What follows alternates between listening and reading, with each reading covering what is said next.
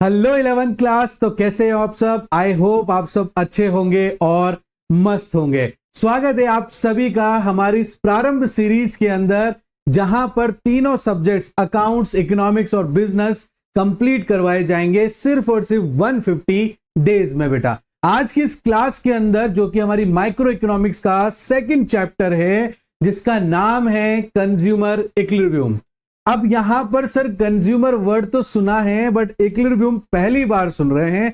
इसका मतलब क्या होता है? देखो, हर इंसान वो जो भी यहां पर काम करता है, अपनी किसी ना किसी नीड्स, किसी ना किसी वांट्स को पूरा करने में लगा हुआ है। बस अब जैसे ही वो जो चीज चाहता है और वो उसकी चाहत अगर पूरी हो जाए, तो उसी चाहत को जो पूरा उसने किया है, वो जो सिचुएशन है, उसी सिचुएशन को इक्विलिब्रियम कहते हैं। जैसे सपोज करो आपको अकाउंट्स के सेकंड चैप्टर के नोट्स चाहिए, ठीक है ना। अब आपको वो मिल चुके हैं, तो आप एक ऐसे लेवल पर पहुंच चुके हो जहां पर आप पूरी तरीके से सेटिस्फाइड हो चुके हो। तो कंज्यूमर इक्विलिब्रियम मतलब यही होता है कि एक ऐसा लेवल जहां पर आकर कंज्यूमर सोचता है कि हाँ, मेरी अब इच्छा पूरी हो चुकी है। इसी जो इच्छा उसकी पूरी हुई है, इसी सिचुएशन को इक्विलिब्रियम कहा जाता है। तो कंज्यूमर्स के ऊपर बात कर रहे हैं, तो आगे हम कंज्यूमर से रिलेटेड बहुत सारी बातें करने वाले हैं और बहुत सारे विचित्र विचित्र वर्ड आप सुनने वाले हो, जिसमें से अभी एक और स्टार्ट कर दिया, यूटिलिटी। अब यूटिलिटी वर्ड क्या होता है बेटा? यूटिलिटी एक ऐसा पावर है जो आपकी नीड या वांट को सेटिस्फाई कर सकता है। अब आप बोलेंगे सर ऐसे कैसे? तो समझो बात को। आप जो है, अभी आपकी इच्छा हो रही है कि यार मैं जो है ना एक चॉकलेट आइसक्रीम खाऊं, ठीक है ना, चॉकलेट फ्लेवर की आइसक्रीम मुझे खानी है। तो उस चॉकलेट फ्लेवर की आइसक्रीम में ही वो यूटिलिटी है कि वो आपकी वांट्स या आपकी जो नीड्स है उसको सेटिस्फाई कर सकती है। उसकी जगह आपको अगर कोई दूसरा प्रोडक्ट दे देंगे तो आपको वो नहीं चाहिए। इट मींस उस पर्टिकुलर प्रोडक्ट के अंदर वो यूटिलिटी नहीं है कि वो आपकी नीड या वांट को सेटिस्फाई कर सके। और समझते हैं डिटेल में बेटा। जैसे आप किसी की शादी में जा रहे हो और आपको शादी के लिए नए कपड़े चाहिए, तो वो जो नए कपड़े हैं उन्हीं के अंदर वो यूटिलिटी मतलब वो पावर है जो वो आपकी नीड्स को या वांट्स को सेटिस्फाई कर सकता है। अब उसकी जगह अब आपके पास शूज ऑलरेडी हैं। अब मैं कहूं आपसे आपको चाहिए नए कपड़े, मैं कहूं बेटा नए कपड़े मत लो, आप शूज ले लो, तो आप क्या कहोगे? सर वो तो मेरे पास ऑलरेडी है, मुझे तो कपड़े चाहिए। इट मींस शूज में फिलहाल के लिए वो यूटिलिटी नहीं है जिससे वो आपकी नीड या वांट को सेटिस्फाई कर सके उस पर्टिकुलर सिचुएशन में, क्योंकि अभी तो आपको सिर्फ और सिर्फ कपड़े चाहिए बेटा। तो यूटिलिटी मतलब क्या होता है? एक ऐसी वांट सेटिस्फेक्शन पावर किसी भी एक पर्टिकुलर कमोडिटी में जो आपकी नीड या वांट को उस पर्टिकुलर समय में सेटिस्फाई कर सके। और यहां पर यूटिलिटी को जो है हम लोग मेजर करेंगे यूटिल्स में।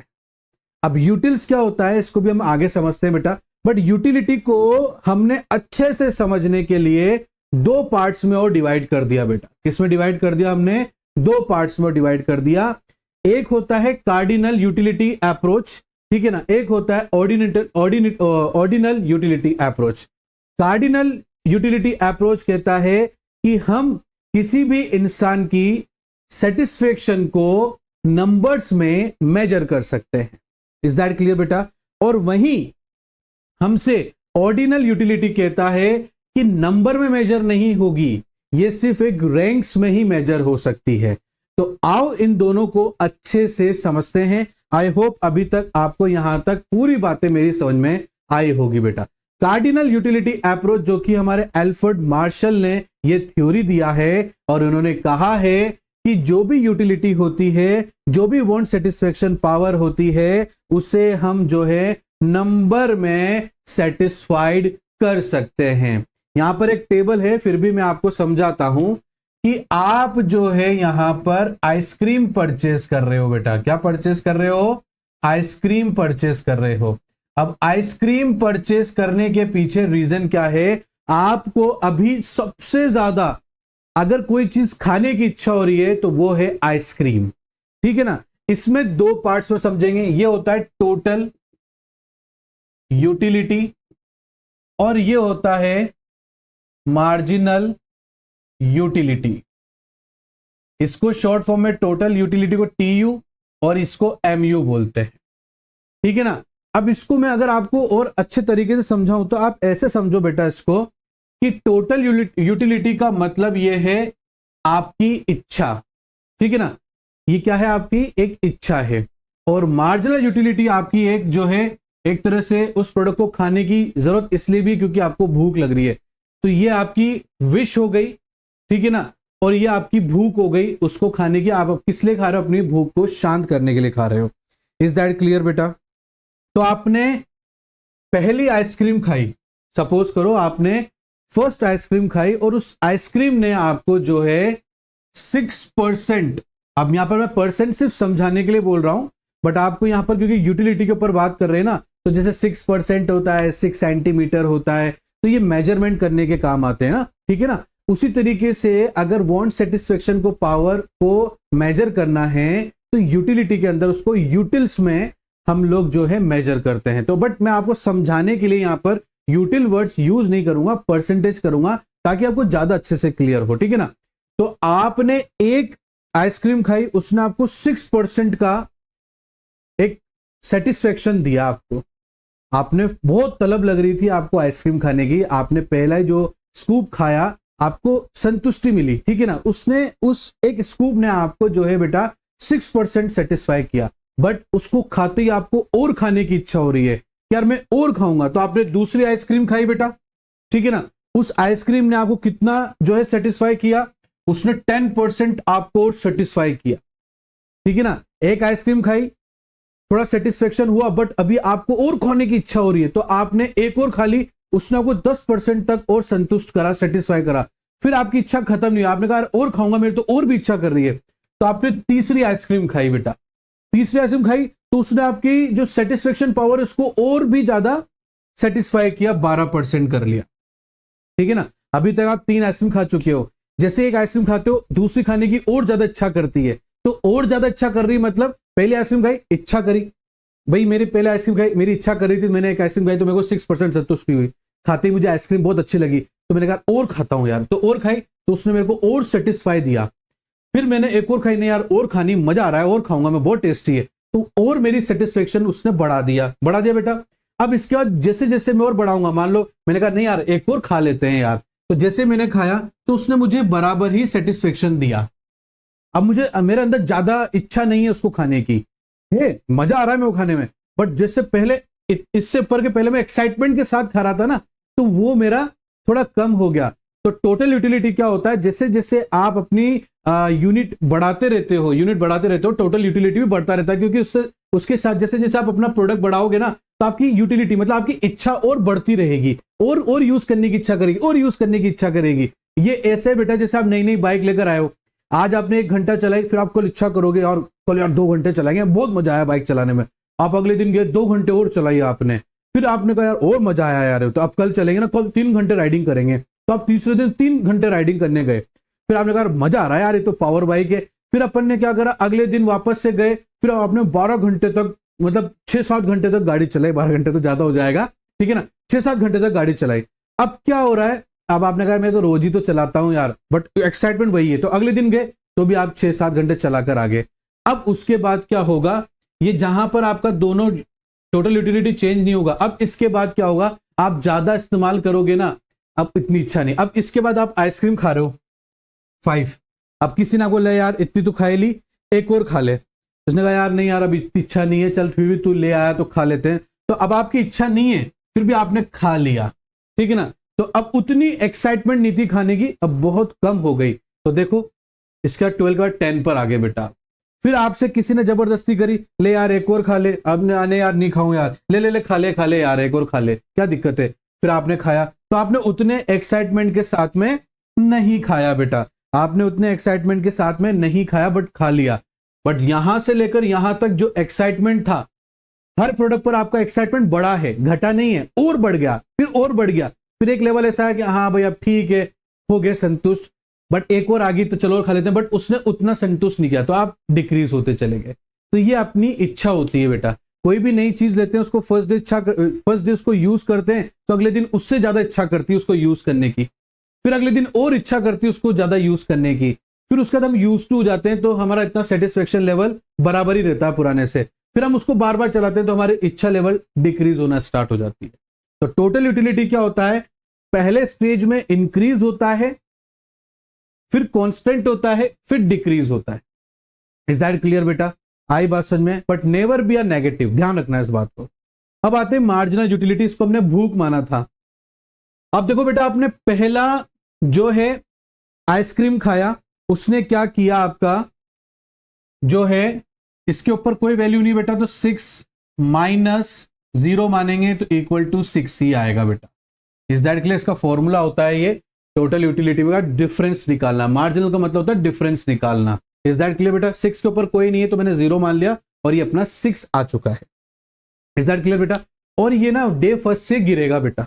अभी यहां पर न्यूमेरिकली समझाने से पहले मैं आपको लॉजिकली समझाता हूं। जैसे कि आपको भूख लग रही थी, बहुत तेज भूख लग रही थी आपको, तो आपने क्या करा, पहली रोटी खाई। अब मुझे एक बात बताओ, ये टोटल यूटिलिटी ये छोड़ दो, ठीक है ना, मार्जिनल यूटिलिटी दिमाग में रखना है। ये मार्जिनल यूटिलिटी हमें किससे रिलेट करना है, हमारी भूख से रिलेटेड करना है। टोटल यूटिलिटी किससे रिलेट कर रहे थे हम, हमारी इच्छा से रिलेट कर रहे थे, ठीक है ना। अभी थोड़ी देर के लिए इसको भूल जाओ, इस पर आ जाओ। आपने पहली रोटी खाई, अब मुझे एक बात बताओ, उस पहली रोटी खाने से पहले जितनी आपको तेज भूख लग रही थी, अब एक रोटी खाने के बाद में आपकी भूख थोड़ी शांत हुई कि नहीं हुई? भले ही 10% शांत हुई हो, बट हुई ना शांत। अब तो उतनी भूख तो नहीं लग रही ना जितनी एक रोटी खाने से पहले लग रही थी, नहीं लग रही ना, थोड़ी शांत हुई। फिर आपने कहा यार अभी तो थोड़ी शांत हुई, 10% ही तो मेरी भूख शांत हुई है, एक और खाते हैं। आपने एक और रोटी खाई, आपकी भूख थोड़ी सी और शांत हो गई, आपकी भूख करीबन 30% के आसपास शांत हो गई। फिर आपने 3 रोटी खाई, अब उतनी भूख नहीं है जितनी 2 रोटी पे थी, तो 3 रोटी खाई तो आपकी भूख करीबन 70% शांत हो गई।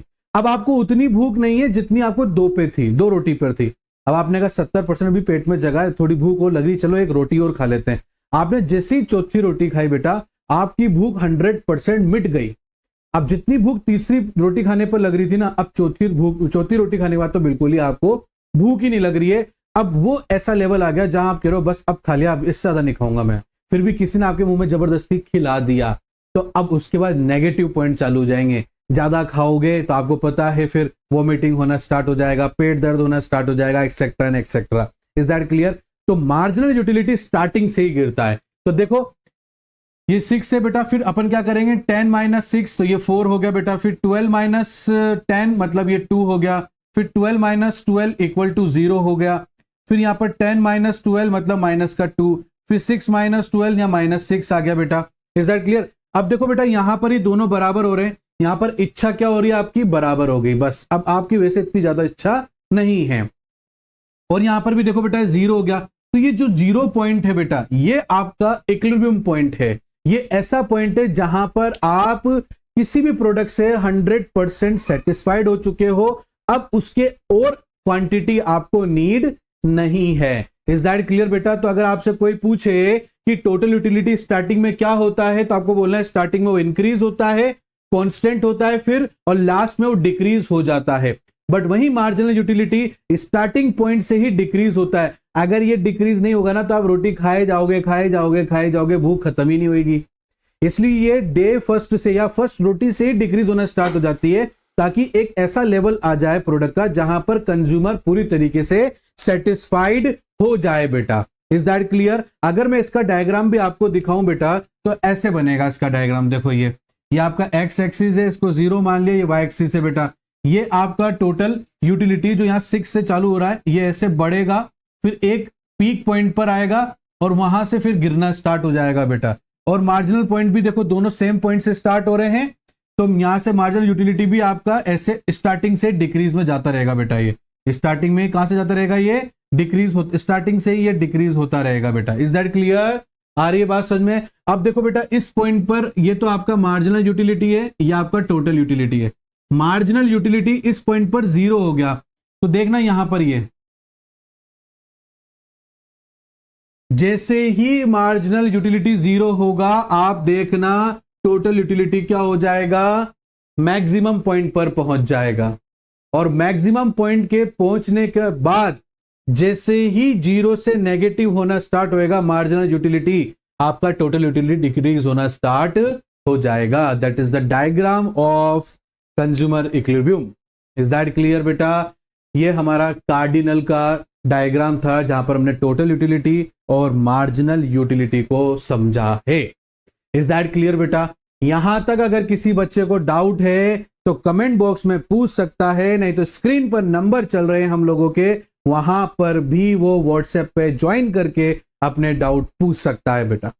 बट आई होप आपके डाउट में यहां तक क्लियर कर पाया होगा। टोटल यूटिलिटी जब भी दिमाग में आ जाए तो आप लोग इच्छा से इसको टोटल यूटिलिटी को कंपेयर करेंगे और मार्जिनल यूटिलिटी को भूख से कंपेयर करेंगे, क्योंकि पहली रोटी खाने के बाद में उतनी भूख नहीं लगती है जितना पहली रोटी हमने नहीं खाई थी, और जैसे हम दूसरी रोटी खाएंगे तो अब हमें उतनी भूख नहीं है जितना एक रोटी पर थी। Is that clear? तो वो पहली रोटी से ही डिक्रीज होना स्टार्ट हो जाएगी। बट हमारी जो इच्छा होती है, हमने एक रोटी खाई, मेरी एक और रोटी खाने की इच्छा है, तो बढ़ गई ना क्वांटिटी, और सेटिस्फेक्शन बढ़ गया, फिर मैं एक और खाऊंगा तो और मजा आएगा, फिर एक और खाऊंगा और मजा आएगा, फिर उसके बाद में आपको लगता है नहीं यार अब ठीक है, मेरी इच्छा पूरी हो गई है, अब उसके बाद वो और खाएगा तो वो डिक्रीज कांस्टेंट होकर फिर डिक्रीज होना स्टार्ट हो जाएगी बेटा। Is that clear? मेरी बात आप लोगों को समझ में आई बेटा? चलो आगे देखते हैं हम लोग। तो मैंने आपको कार्डिनल मेजरमेंट समझाया बेटा, और इसको मेजर कैसे करते हैं बेटा? मेजर किस में करेंगे? अगर क्वेश्चन आ जाएगा कार्डिनल मेजर को किस में मेजर करते हैं, तो आपको बोलना है कि सर यूटिल्स में ये मेजर किया जाता है, बट कार्डिनल के ऊपर ही, क्योंकि हमारा जो नेक्स्ट टॉपिक है ऑर्डिनल, वो मेजरमेंट नंबर्स में होता ही नहीं। देखो क्या लिख रखा है यहां पर, cardinal utility is a quantitative method that is used to measure consumption satisfaction. इसको हम ये कार्डिनल यूटिलिटी हमारे काम आता है, हमारे जो भी कंजप्शन हम करते हैं और उस समय जितना सेटिस्फाई होता है उसे नंबर में कैलकुलेट करने में कार्डिनल यूटिलिटी काम आता है।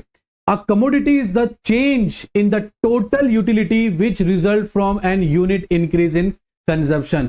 Commodity is, जो commodity मतलब क्या होता है मैंने आपको पहले बताया था, commodity मतलब goods, कोई भी goods is the change in the total utility which result from a unit increase in consumption. Change मतलब यहां पर increasing order में change आएगा तो आपका consumption level starting में बढ़ेगा, then constant हो जाएगा, then उसके बाद में decrease होना start हो जाएगा। The satisfaction the consumer derives by consuming goods and services can be measured with a number. Cardinal utility बोलता है कि वो नंबर में मेजर कर सकता है सेटिस्फेक्शन लेवल को। कार्डिनल यूटिलिटी है उसे मेजर करते हैं किस में? यूटिल्स में। Is that clear? हम लंबाई चौड़ाई फीट में, सेंटीमीटर में, इसमें नापते हैं ना बेटा, मेजर करते हैं ना, वैसे ही सेटिस्फेक्शन को कार्डिनल यूटिलिटी यूटिल्स में मेजर करता है बेटा। आई बात समझ में आप लोगों को? चलो ये मैंने आपको समझा दिया बेटा बहुत अच्छे से। आप लोगों को अगर नोट्स चाहिए तो मुझे मैसेज करो व्हाट्सएप पे, वहां आपको पीडीएफ फाइल मिल जाएगी जैसे हम आपको ग्रुप में ज्वाइन करेंगे बेटा। ऑर्डिनल यूटिलिटी अप्रोचेस, जिसको इंडिफरेंस कर्व एनालिसिस भी बोला जाता है, जे.आर. हाइक्स एनालिसिस, क्योंकि जे.आर. ने इनका जो है बताया इस थ्योरी के बारे में। इनका ये कहना है कि कंजप्शन ऑफ गुड्स जो सेटिस्फेक्शन होता है उसे हम नंबर में मेजर नहीं कर सकते हैं। It states that satisfaction the consumer derives from the consumption of goods and services can not be measured in number. हम इनको नंबर में मेजर नहीं कर सकते कि भैया इसने ये प्रोडक्ट खाया, इसको 10% सेटिस्फेक्शन मिला कि 20% सेटिस्फेक्शन मिला कि 40% सेटिस्फेक्शन मिला। ऑर्डिनल बिल्कुल मना कर देता है कि हम इसको नंबर में मेजर नहीं कर सकते। हम इसको सिर्फ और सिर्फ रैंकिंग सिस्टम में ही मेजर कर सकते हैं। हम रैंक दे सकते हैं कि हमें इस टाइम पर सबसे पहले क्या प्रोडक्ट खाना है और क्या प्रोडक्ट यूज करना है। मतलब हमारी सबसे पहले इस प्रोडक्ट के अंदर कौन सी प्रोडक्ट चूज करने की हमारी प्रायोरिटी है बेटा। Is that clear? ये क्वालिटी के ऊपर क्वालिटेटिव मेथड्स पे डिपेंड होता है बेटा, ना कि क्वांटिटेटिव में। इसमें क्या होता है बेटा, बहुत सारे कॉम्बिनेशंस ऑफ गुड्स होते हैं बेटा, उसमें से कोई भी एक गुड सबसे पहले चूज करना होता है। अब वो पहले इसलिए चूज किया जा रहा है बेटा आपके द्वारा क्योंकि सबसे पहले आपको उसकी नीड है, वो सेटिस्फाई हो जाएगा, देन वो सेकंड कॉम्बिनेशन ऑफ गुड्स आप लोग लोगे। तो इसका मतलब क्या हो गया, जो आपने कॉम्बिनेशन ऑफ ए गुड्स था उसे आपने पहले यूज किया तो वो रैंक फर्स्ट पर आ गया, और कॉम्बिनेशन ऑफ टू गुड्स जो बी वाला आपने बोला वो आपने सेकंड नंबर पे चूज किया, इसके लिए मतलब उसकी रैंक जो है वो सेकंड हो गई है। तो ऐसे ही रैंक वाइज डिवाइड इसको करता है कि अब हम पहले प्रायोरिटी किसको देते हैं। भाई जैसे होता है ना, सबसे पहले इंसान क्या करता है, रोटी कपड़ा मकान, पहले इनका जुगाड़ करता है। जब इनका जुगाड़ हो जाता है तो फिर इसके बाद में वो सेविंग करता है, इन्वेस्टमेंट करता है और अपने जो है लग्जरियस आइटम पे खर्च करता है। तो उसने सबसे पहले रोटी कपड़ा मकान चूज किया, फिर उसके बाद में उसने अपनी लग्जरी लाइफ वगैरह चूज करी। तो उसने सबसे पहले किसको रखा, नेसेसरी आइटम्स को रखा, तो रैंक फर्स्ट हो गया। बाद में लग्जरीज रखा तो वो रैंक 2 हो गया। तो आप वो कह रहा है कि ऐसे combination of goods rank wise आप बांट सकते हो बेटा। Is that clear? बात समझ में आ रही है? Ordinary utility is a qualitative method that is used to measure consumption satisfaction, कि इसी से हम कंजप्शन सेटिस्फेक्शन मेजर कर सकते हैं कि भैया हमारा कंज्यूमर सबसे पहले क्या ले रहा है, नेसेसरी आइटम्स ले रहा है या वो कैपिटल आइटम्स ले रहा है, क्या ले रहा है, तो भैया वो नेसेसरी आइटम ले रहा है। तो उसके लिए पहले वो कंजप्शन सेटिस्फेक्शन रैंक नंबर 1 हो गया, बाद वाली चीज रैंक नंबर 2 हो गई। इज दैट क्लियर बेटा? ये law of diminishing marginal utility मैंने समझाया बेटा आपको। Law of diminishing marginal utility, ये देखो ये रहा, ये डे फर्स्ट से गिरता है। जैसे जैसे आप यहां पर ये देखो बेटा, ये मेरा यूनिट है किसी भी कमोडिटी का, मैंने उसको नाम दे दिया एक्स, ठीक है ना। आप 1 भी यूज कर रहे हो, 2 3 4 5 6 बढ़ाते चले जा रहे हो, but marginal utility day first से ही गिरना स्टार्ट हो जाता है। जैसे ये 6 4, ठीक है, 2 0 -2 -4, देखो डे फर्स्ट से गिर रहा है। इसलिए इसका जो डायग्राम होता है वो कैसा होता है बेटा, डाउनवर्ड स्लोपिंग कर्व होता है, फिर वो 0 हो जाता है इस पॉइंट पर, उसका वो नेगेटिव चला जाता है।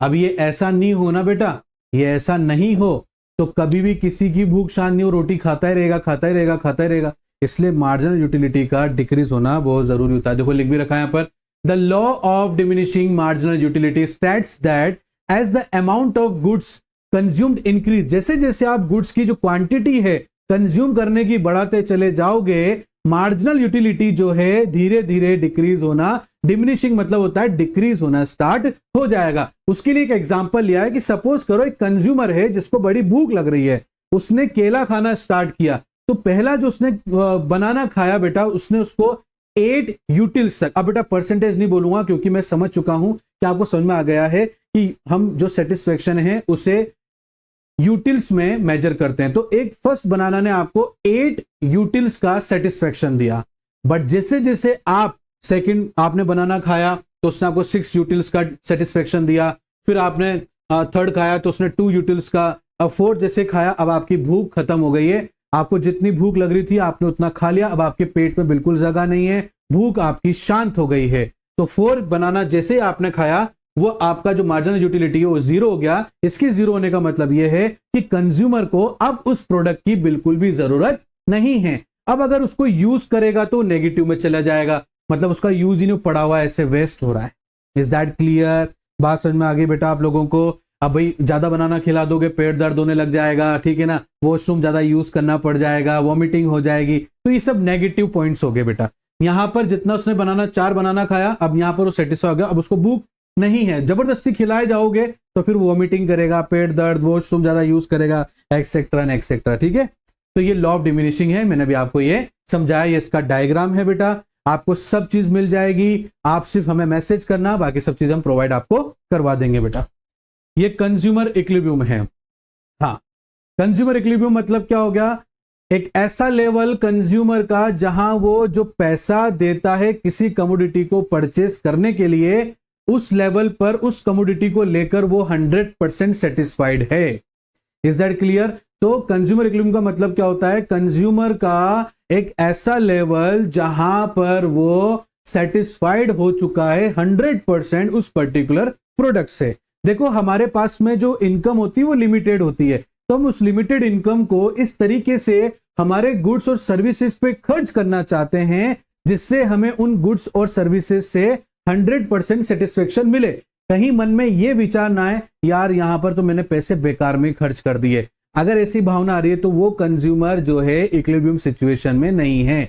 अगर उसने वहां कहीं पर पैसे खर्च करे और उसके मन में संतुष्टि आ रही, अरे यार एकदम सही जगह मेरे पैसे लगे, ना ज्यादा खर्च हुए ना कम, एकदम बराबर पैसे लगे और चीज भी मुझे बढ़िया मिल गई है, बस अब कंज्यूमर ऐसा बोलते हुए आपको नजर आ गया तो अब उसको इकोनॉमिक्स में हम लोग क्या बोलेंगे, कंज्यूमर इक्विलिब्रियम बोलेंगे, कि एक ऐसा लेवल जहां पर कंज्यूमर पैसा खर्च करके उस प्रोडक्ट से 100% सेटिस्फाइड है, उसी सिचुएशन को कंज्यूमर इक्विलिब्रियम बोलेंगे। इज दैट क्लियर बेटा? बट इस कंज्यूमर इक्विलिब्रियम को रखे रहने के लिए, बने रहने के लिए कुछ सिचुएशन से जिनका चेंज नहीं होना चाहिए, जिसमें चेंजेस नहीं आने चाहिए, उसी को हम assumption ऑफ कंज्यूमर इक्विलिब्रियम बोलते हैं, कि कुछ चीजें हैं जो नहीं चेंज होनी चाहिए, तभी जो है कंज्यूमर इक्विलिब्रियम में आएगा।